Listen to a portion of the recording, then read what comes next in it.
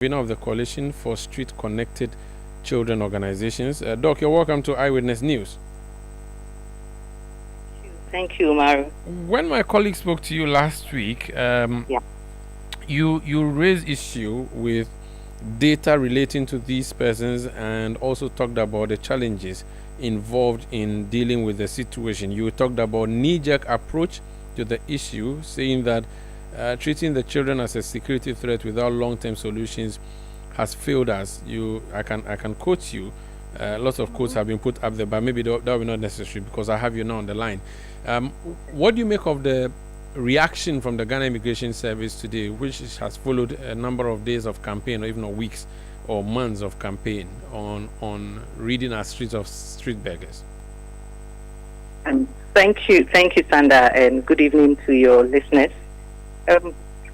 So we, the members of our coalition, myself, and maybe most of us woke up to the news on social media that this was what is going on.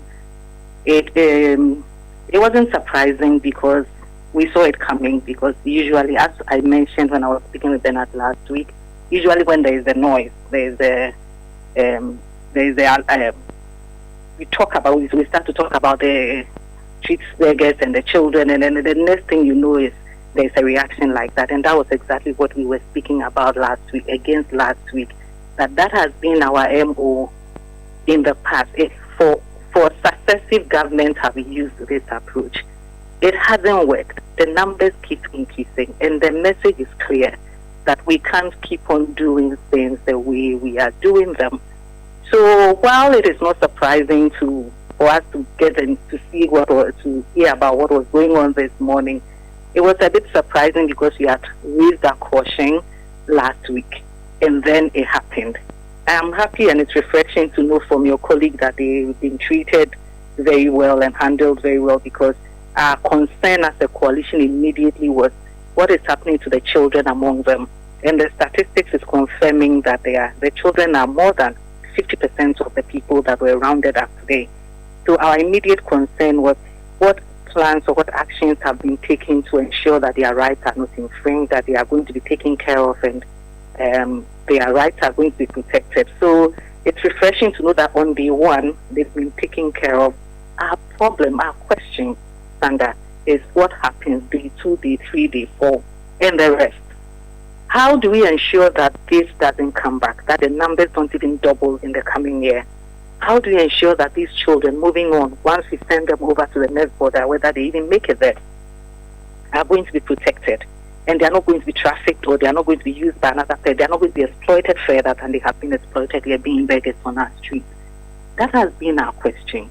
And so our initial thought was, this is happening again. At what point are we going to do something differently for a different result? So that would be our initial reaction to what has happened this morning. And it's also that the Ghana Immigration Service is doing this. We know that it may be well within their place or their rights to do this. Our challenge is, as we mentioned last week, no single agency or ministry or institution can deal with this. It's supposed to be a joint up action among several ministries, some of whom we had highlighted in our conversation. And so it was also a bit surprising to know that to hear Ghana Immigration Services doing this. We are not sure who else is part of it, but it would be unfortunate, or it would be concerning or worrying if Ghana Immigration Service is doing this alone. Then we are going to come back to the place where we've always started and even have the problem worse than we started. How can that be prevented, though? So you talk about the safety of the children to be taken across the borders, as if that's even going to happen in the first place. And you also talk about the possibility of them returning.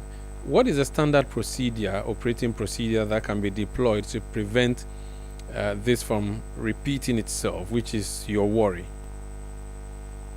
So, Sandra, we mentioned that the ministry had launched a 5-year strategic plan, which we had contributed immensely to, which spells out every detail about what to do about street-connected children. And Sandra, this is concentrating on foreign nationals.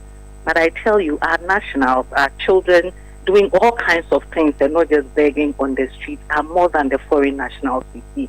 So we have the ministry has launched this strategic plan that takes care of all of these children who are in the streets, including foreign nationals.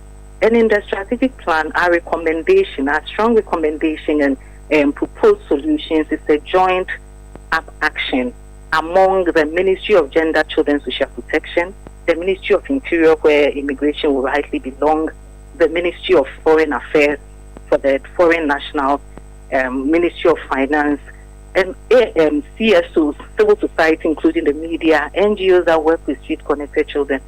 We are supposed to. That hasn't really happened.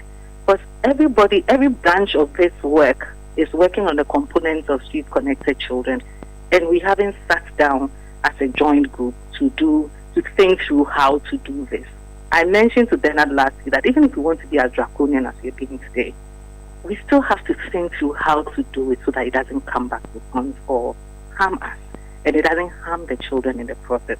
So if you ask us, what we are saying is that the ministry has a strategic plan.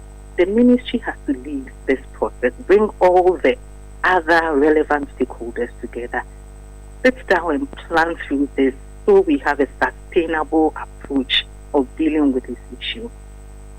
Beyond that, I don't see how one single ministry can act on this for it to work. Because people talk about borders being porous and these children will come back. They'll come back with adults. They'll find another way of coming. And when they are in here, they are the problem of another ministry. So this ministry has to be concerned about the children coming back. And that is why we all have to be seated at the table to discuss these issues. Otherwise, we'll always come back to this. So the soup happened. Many people are excited, but you do not think that this will last. You do not even think that. No, I don't think people should be excited because it's not the first of its kind. If history is anything to go by, we are not supposed to be excited. If I'm not mistaken, it's either in 2022 or 2023. There was a similar one. Operation Get Off the Street. There was a similar situation. It happened not 3 years ago or less. And we are here. It's bigger. They came back with a bang. So I don't think we should be excited. There is nothing to be excited about. Yes, for those who it's an eyesore to see every morning, to see them washing and coming onto your cart and all of that, you get a temporary relief for now because they know their eyes on them. And then in a matter of months, they will come back and they'll come back bigger. So we shouldn't be excited. There's really nothing to be excited about. Okay. I think what it should be is more of concern because it's not the first time we've used this approach and it's not going to work.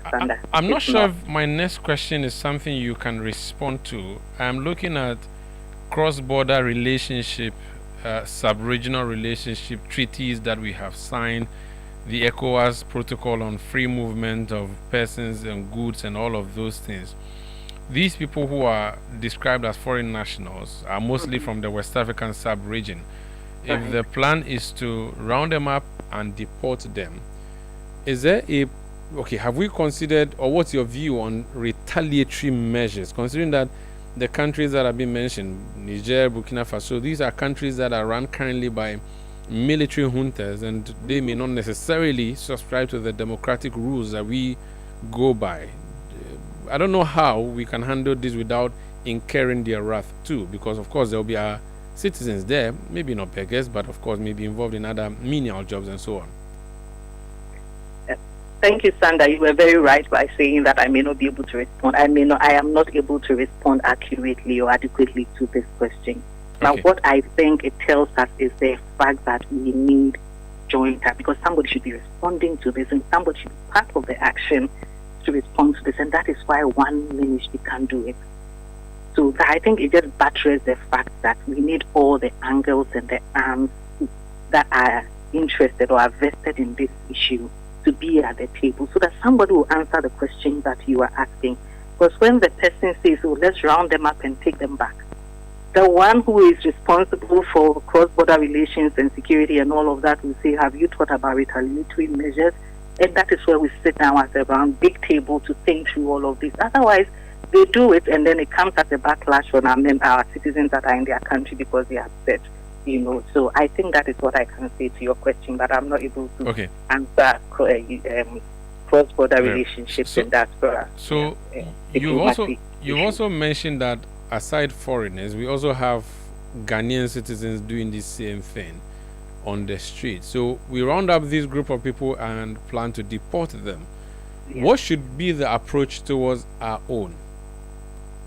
So the approach towards our own is so most of the NGOs, in fact, all the NGOs that form the coalition and those who are outside of, because there are so many NGOs working on street children, as part of their core mandate, they also do reintegration. So when they find children on the streets, they have all kinds of interventions. Some are taken to school, some are put into apprenticeship depending on their ages, and some are with the hope of reintegrating them or taking them back to their families, because they are Ghanaian citizens and we can trace them back to their families. So for them, that is the best approach, unless there is no familial support or there is no families to go back to. Then between the Department of Social Welfare and the NGOs, they work out an intervention where the NGOs are housing these children. But ultimately, the plan of the NGOs and the Department of Social Welfare that these children are supposed to be taken back home with the right processes put in place, the children prepared, the family prepared, and then whatever causes the push factors, the things that push them away from the home, be it poverty, be it abuse, be it the curiosity on the part of the child, are addressed before the child is taken to their family. Again, we mentioned that the NGOs do not have the capacity to do this alone. This is supposed to be a state-level issue.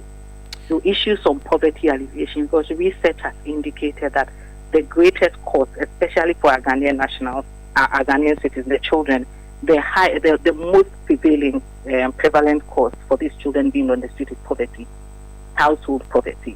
And so if it has to be dealt with, then the issue of poverty in general, the root cause has to be tackled. There's a bigger issue that has to be addressed. There's a bigger issue which we have been working with the Department of Social Welfare, and it's all recommended in the strategic plan on how the government can support policies that are enabling to help the NGOs work, because the NGOs work is also being made so difficult by all kinds of regulations that are not favorable, even though they are doing amazing work, So we are working, and it's all part of what we have in the strategic plan. So, Sandra, all we are saying is that government or the ministry should implement the strategic plan that it's so invested in. It's been invested in, it's been developed, it's been launched, and we haven't started talking about it. Everything we need is in there. So at least let's start from that point, and if it's not adequate, we know where to move from there. So that would be a resounding recommendation, that there is a plan. Let's go to the plan and see what the plan is and start working on the plan. Very well. Thank you so much for speaking to us, Doc. Thank you too, Sandra. That's Bye-bye. Dr. Ernestina Tete, convener, Coalition for Street Connected